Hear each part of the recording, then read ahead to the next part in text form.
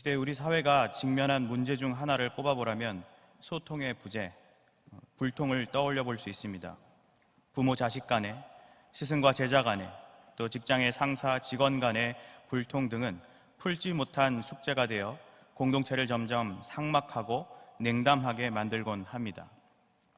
특히 부모나 스승 같은 윗세대의 어른이 무언가 말을 하면 소위 꼰대로 치부해버리며 과잉 경계하는 현상을 우리 사회에서 심심찮게 접할 수 있습니다. 이러한 불통 현상은 이제 이 시대 많은 사람들에게 관습이 되어 지역적, 정치적, 이념적 갈등과 단절을 강화하고 있으며, 이러한 불통의 연속 속에 사람들은 인풋은 없고 아웃풋만 있는 개인주의의 노예가 점점 되어가는 것 같습니다.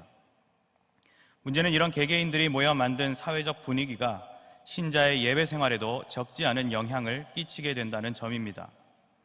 알게 모르게 예배의 주체는 예배자가 되어버렸고, 그 예배자는 하나님의 영적 권위를 인정하지 못한 채 예배 속 영광스러운 하나님의 임재와 말씀의 생명력 앞에 무감각하여 마치 예배를 드려주는 듯한 태도를 보이곤 합니다. 중요한 것은 그것이 결국 예배의 중요한 요소인 하나님과 예배자 사이에 소통의 의미를 퇴색시키고 있다는 사실입니다. 최근 많은 한국교회는 인터넷이란 수단을 통해 모이기 어려운 상황 속에서도 예배의 장면과 메시지를 교인들에게 전달할 수 있었습니다. 물론 그것이 매우 고무적이고 유용한 수단이기에 우리는 감사하는 마음으로 예배를 멈추지 않고 이어왔습니다. 하지만 동시에 각자의 일상생활에서 인터넷 예배를 드린다는 것이 집중과 경건 등의 측면에서 쉽지 않은 시간들이었다는 의견을 적지 않게 접하였습니다. 감사하게도 우리 교회는 모든 공예배를 다시 예배당 예배로 재개하였고, 이 수요일 밤에 우리는 오랜만에 한 자리로 모이게 됐습니다. 그런 감격스러운 예배의 자리에서 우리는 혹여나 예배가 낯설거나 냉랭하게 느껴져서는 결코 안 될 것입니다. 이런 시기일수록 우리는 예배에 담겨져 있는 중요한 원리와 본질적 가치를 확실히 인지하고 그 의미에 걸맞는 반응으로 참된 예배를 이어가야 합니다. 오늘 본문은 예수님께서 부활 이후 승천하시는 장면을 담고 있는데, 당신의 제자들과 작별하시는 상황 속에서 예배에 관한 귀중한 교훈을 우리에게 전달합니다.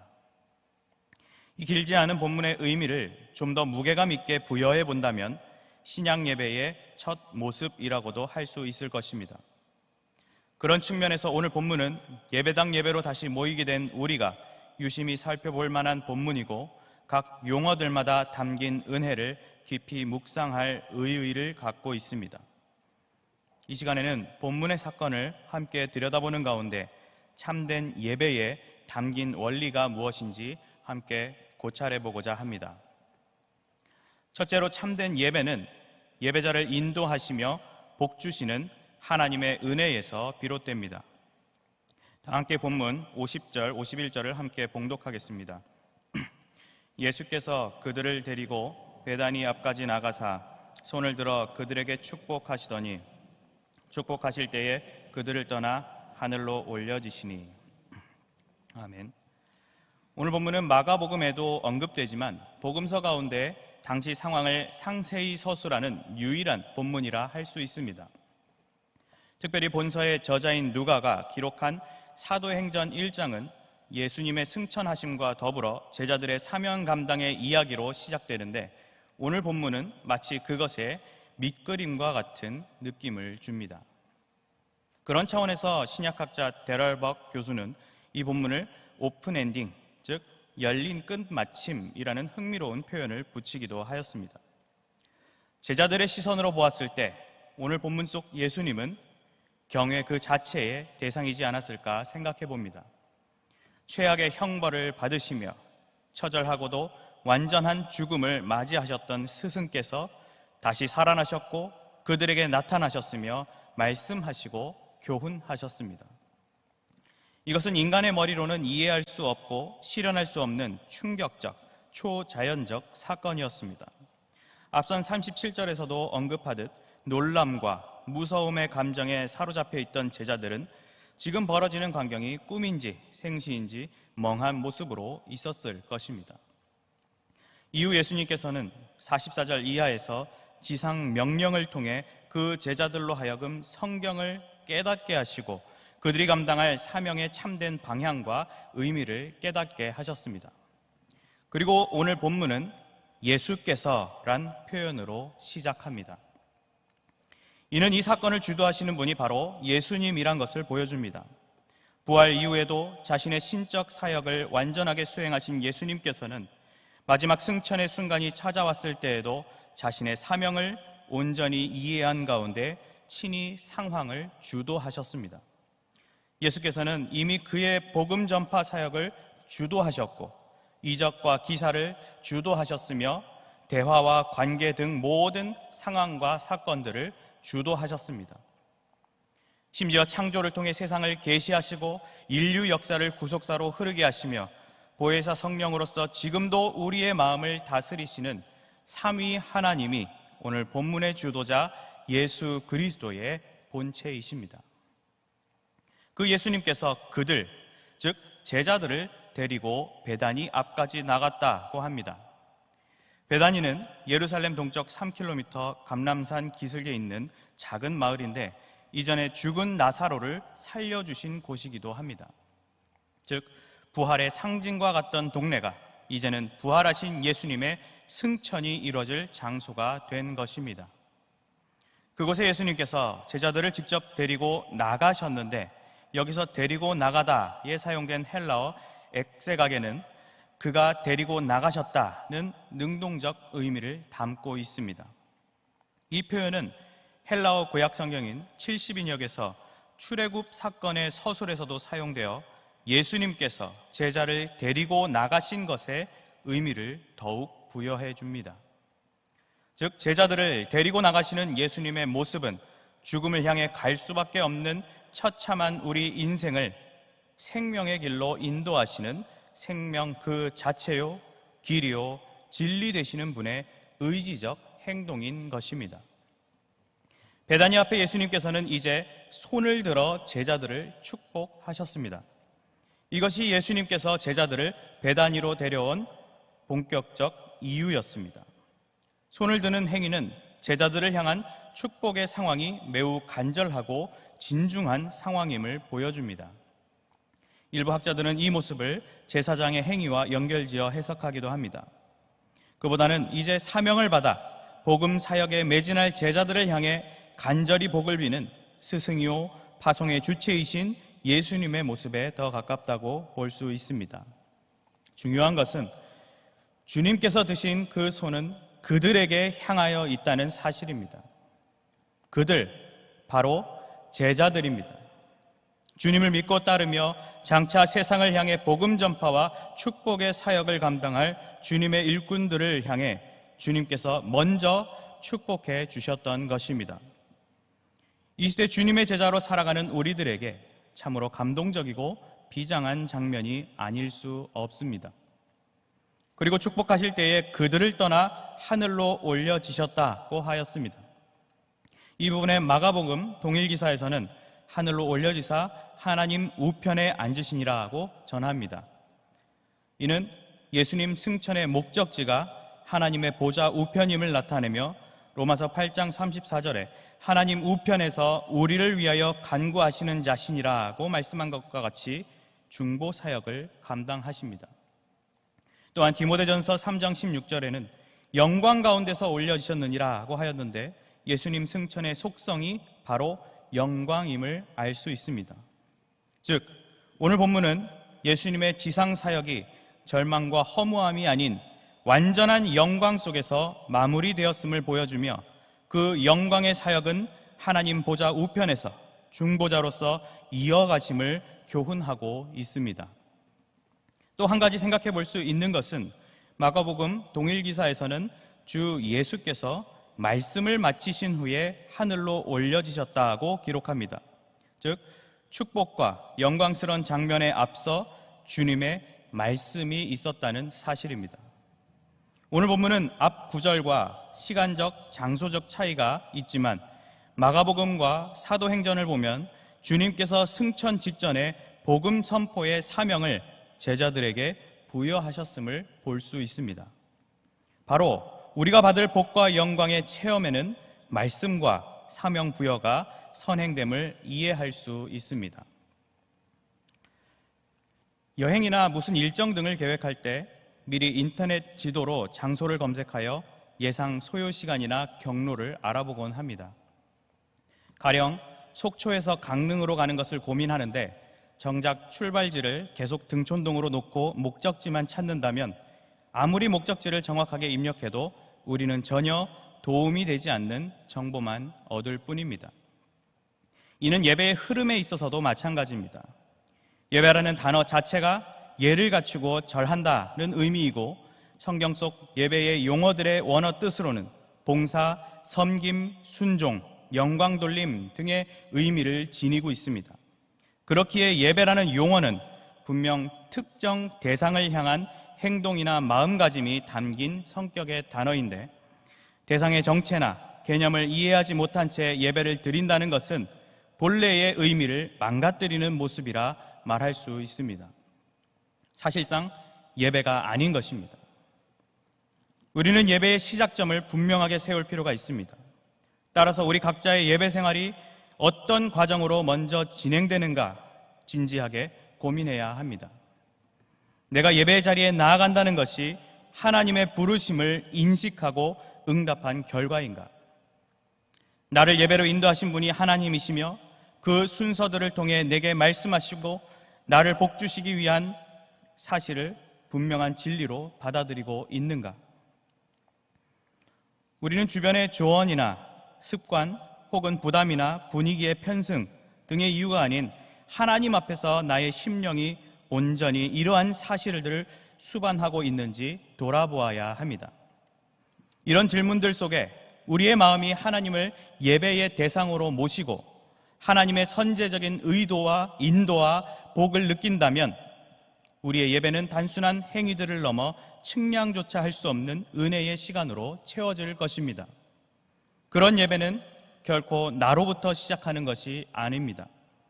예배의 주도자는 바로 하나님이시고 바로 그 하나님께서 아무나가 아닌 그들, 즉 택하신 백성인 저와 여러분을 예배의 자리로 초청하십니다.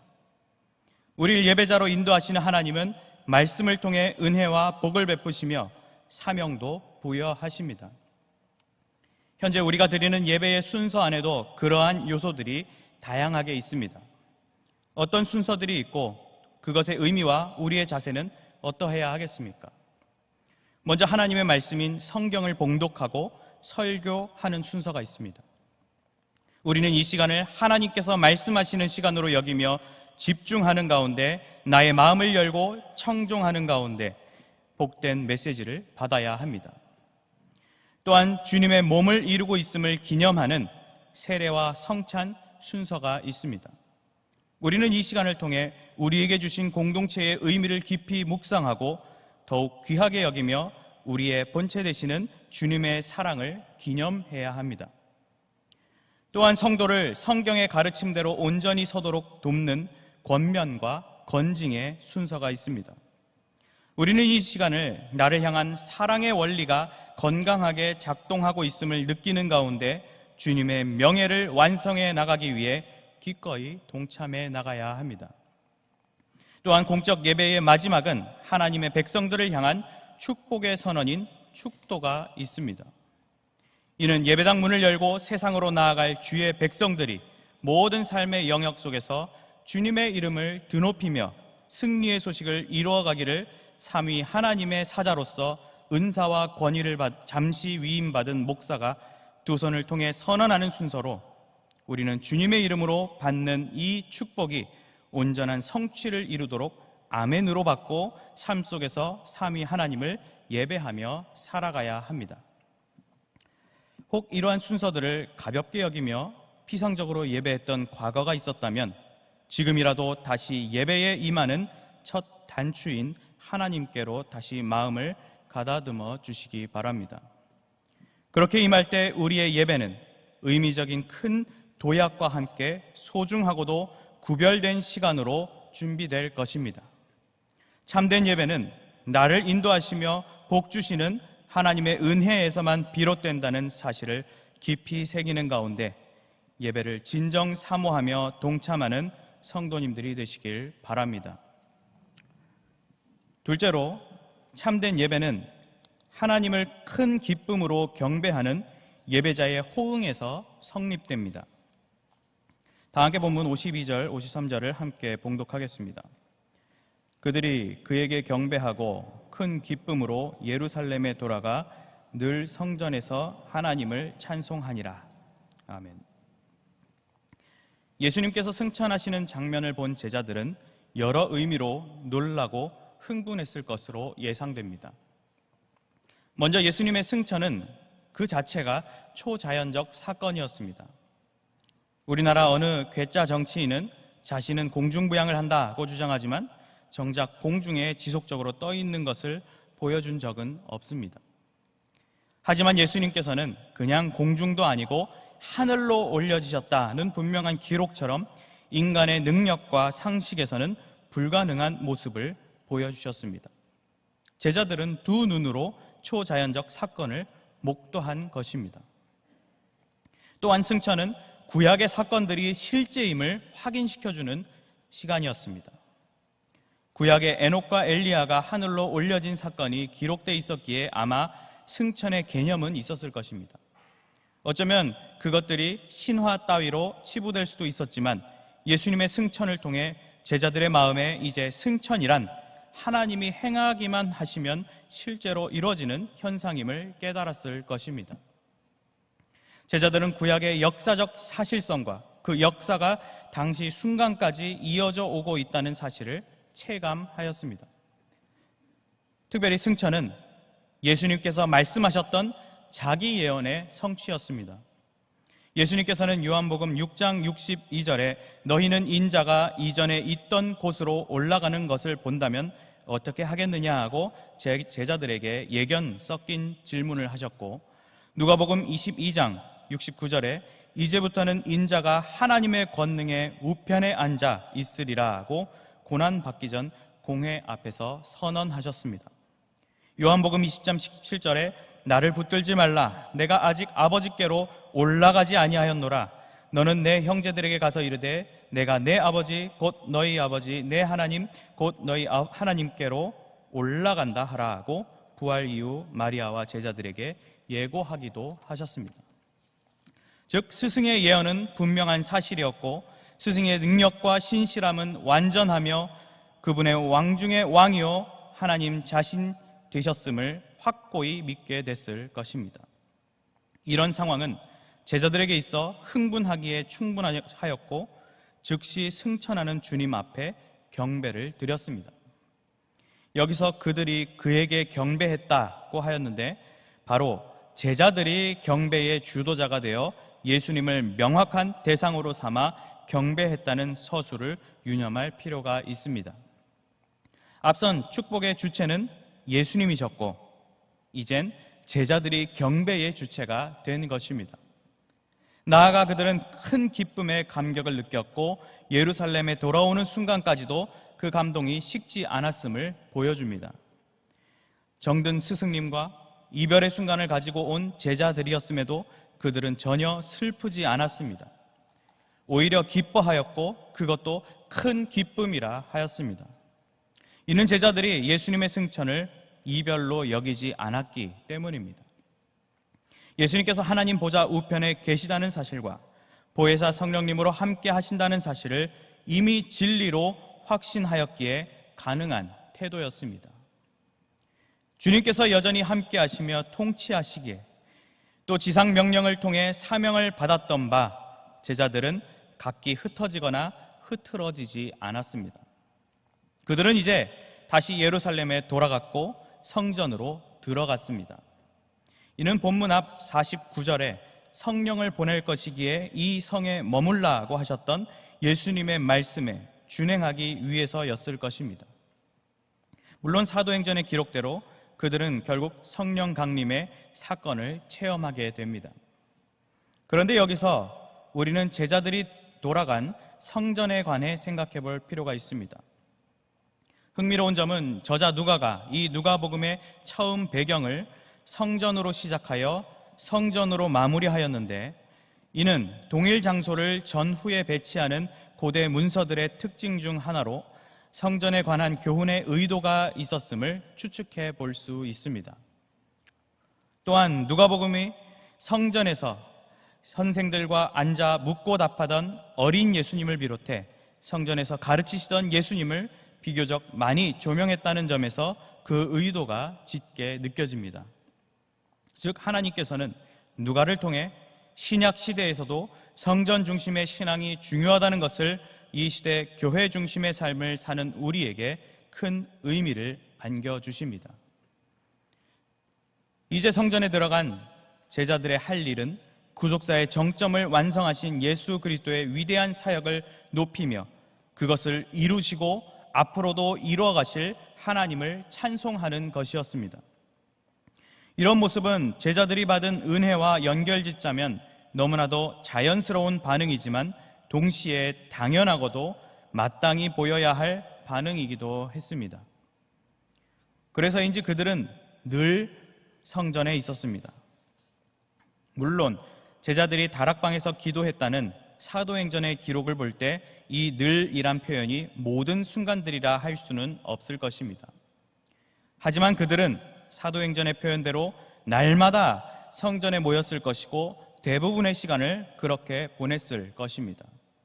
오히려 이 다락방 기록은 제자들이 성전 외의 장소에서도 쉬지 않고 기도와 찬송을 하였다는 훌륭한 방증이 됩니다.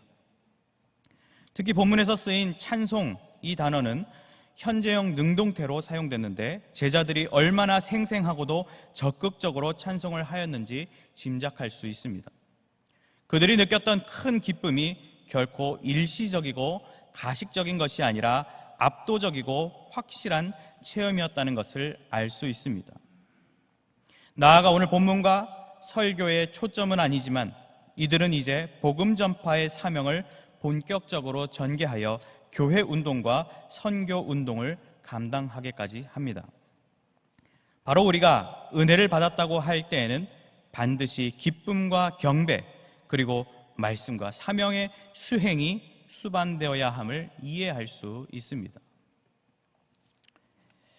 어느 어린이날 한 아버지가 아들이 예전부터 갖고 싶어 했던 게임기를 마치 택배로 받은 것처럼 하여 놀라게 해주려는 이벤트를 준비하였습니다. 선물을 받고 기뻐하며 감사하다고 자신을 안아줄 아들의 반응이 상상되어 흐뭇한 미소를 지으며 자고 있는 아이의 이마에 뽀뽀를 하였습니다. 그런데 휴일 전날이라 늦은 밤까지 컴퓨터 게임을 한 아들은 점심때가 다 돼서야 일어납니다. 오전 내내 기다리느라 김이 샜지만 아버지는 졸려서 비몽사몽 있던 아들에게 문 밖에 택배를 좀 가져오라고 준비한 작전을 개시합니다. 아들은 짜증 섞인 반응 속 민기적거리며 문을 여는데 뜻밖의 선물을 발견하고 화들짝 놀라 잠에서 깹니다. 포장은 마구 찢어버리고 게임기 상자는 뒤로 내팽개져 주변이 지저분한 가운데 아들의 초롱초롱한 눈은 게임기에서 뗄 줄을 모릅니다. 처음에는 누가 보냈는지 잠시 생각은 해봤지만 그것에 큰 관심은 없고 오직 게임기의 사용법과 게임에만 몰두합니다.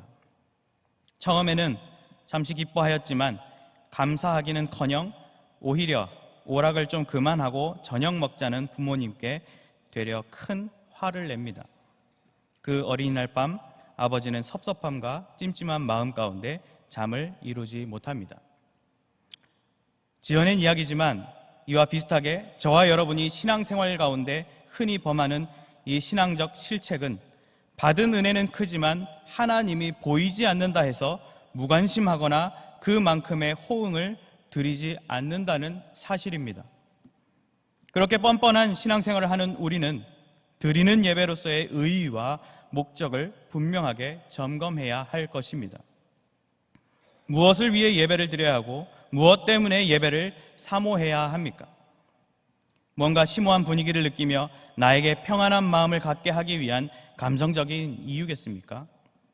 혹은 어릴 때부터, 젊을 때부터 가족 구성원에 이끌려 매주 참석하였던 습관적인 이유겠습니까? 우리는 오직 살아계신 하나님의 영광을 높이며 경배하기 위해 예배합니다. 우리는 주어진 삶과 받은 은혜들이 내 덕에 얻은 것이 아니라 오직 하나님께로서만 왔다는 사실을 여겨지는 순간부터 하나님을 경배하는 존재가 되어야 합니다. 그것은 너무 자연스럽고 당연할 뿐만 아니라 반드시 가져야 할 자세이기까지 합니다. 그리고 그런 경배의 진정한 모습은 큰 기쁨의 감정을 담아냅니다. 하나님께서는 예배를 통해 우리와 소통하기 원하십니다. 서건태 원로 목사님께서 예배에 관해 본질적으로 하나님의 자기 계시에 대한 인간의 응답 행위라고 정의하신 것은 그것을 잘 설명합니다. 예수님께서 승천하신 이후에도 주님을 예배하였던 제자들의 모습이 우리에게도 있어야 하지 않겠습니까? 눈에 보이지 않는 전염병에는 벌벌 떠는 우리이면서도 왜 보이지 않는 하나님은 두려워하지 않고 경배하지 않는 것입니까? 바이러스보다 강력하고 위대하신 하나님 앞에 먼저 반응하시며 예배하시는 여러분들이 되시길 바랍니다. 앞서 살펴본 대로 예배 가운데 우리는 소위 은혜의 방편이라 불리는 순서들을 통해 하나님의 인도와 복을 체험합니다. 하지만 예배는 그런 순서들로만 구성되어 있는 것이 아니라 예배자의 호응이 담긴 순서들도 같이 동반됩니다. 먼저 신앙 고백의 순서가 있습니다. 주님을 인격적으로 만난 예배자는 그 믿음을 입으로 시인하며 구원에 이르렀음을 고백합니다. 또한 감사의 찬송을 올려드립니다. 개회부터 송영에 이르기까지 예배자의 찬양은 온전히 하나님을 높이는 데 마음을 다해야 할 것입니다. 또한 기원과 기도 등의 순서가 있습니다. 이 시간에는 예배 가운데 하나님의 임재와 주의 말씀이 이루어지길 간절히 소원하며 하나님께 영광을 돌리고 회개하며 감사와 헌신, 봉사와 서원, 그리고 간구에 이르기까지 진실되게 고백하며 대표자의 기도에 아멘으로 화답하며 함께 기도해야 할 것입니다. 그리고 봉헌의 순서가 있습니다. 나의 몸과 물질을 온전히 주님께 드린다는 마음으로 주의 나라 확장을 위해 기꺼이 즐거운 마음으로 드려야 할 것입니다. 여러분은 과연 예배당 예배의 순간을 얼마나 기다리며 기대하셨습니까? 아직 이 자리에 못 나오는 여러 성도들도 계시지만 많은 분들의 마음이 간절했고 절박하게까지 했을 것입니다. 그런데 중요한 것은 그 누구의 기다림보다 더 오래, 더 신실하게 우리를 기다리고 계시는 분이 바로 하나님이심을 기억하시기 바랍니다. 볼지어다 내가 문 밖에 서서 두드리노니 누구든지 내 음성을 듣고 문을 열면 내가 그에게로 들어가 그와 더불어 먹고 그는 나와 더불어 먹으리라고 하신 주님의 말씀 앞에 속히 응답하시기 바랍니다. 물론 우리의 응답이 없어서 예배가 완성되지 못한다는 말로 잘못 오해해서는 결코 안 됩니다. 우리의 응답도 결국 주님의 인도하심이 있어야만 되는 것이고 또 예배의 개념 자체가 곧 성도의 호응이기에 응답의 촉구는 부실했던 나의 모습을 회복하라는 말일 뿐입니다. 예배의 소중함을 체험하였던 그간의 시간을 돌아보시면서 오늘 제자들과 같이 늘 그리고 성전을 중심으로 예배의 유일한 대상이신 하나님께 큰 기쁨의 예배, 마음과 정성을 다한 적극적인 예배를 드리시기 바랍니다. 그렇게 주님 앞에 우리가 호응해 나가는 것이야말로 하나님께서 우리를 지으신 목적에 부합한 모습임을 잊지 마시기 바랍니다.